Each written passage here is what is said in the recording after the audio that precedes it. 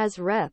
Jennifer Wexton announced this spring Parkinson's diagnosis, which limits her movements and impairs speech.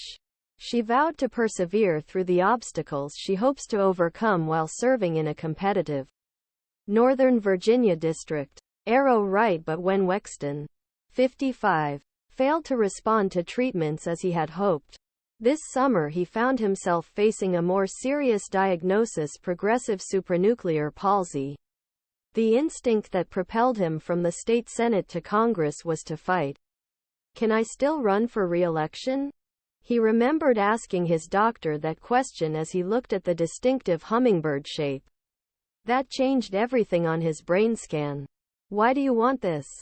The doctor replied, "The rare neurological disorder, which is often confused with Parkinson's disease because the early symptoms are similar, usually progresses more rapidly, does not respond well to treatment, and has no cure." Faced with the reality that situation will likely worsen, Wexton said he will not seek a fourth term next year, opting instead to spend his remaining years with family.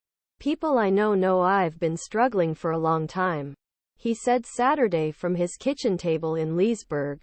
"I will be able to relax and enjoy the time I have left and the time I have left in Congress."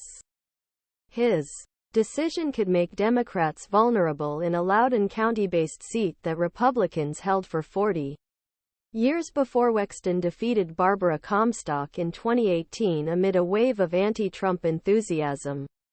Wexton has tried to navigate new normal with the humor and candor that endeared him to his House colleagues, who said in interviews they would miss liberal voice on transportation, housing and the federal workforce.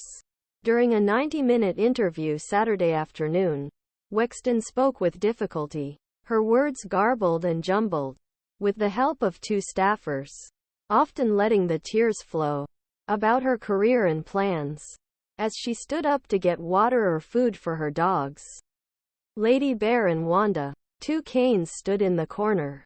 Wexton announced his previous diagnosis on World Parkinson's Day in April and planned to remain in Congress, embracing his newfound platform for disability rights. He later realized that his symptoms were not improving with medication as he had seen in others, and sought second and third opinions.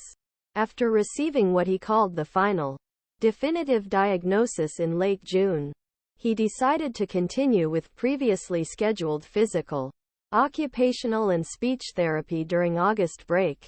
With a significant improvement, he may be a candidate again. But what became clear was that I couldn't handle the rigors of campaigning in a tough district, and even if I could, it would literally kill me. And my life is definitely too short for that, he said in a text message Saturday evening.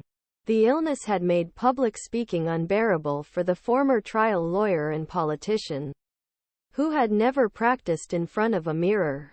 "It's hard for me to speak in a way that people can understand,"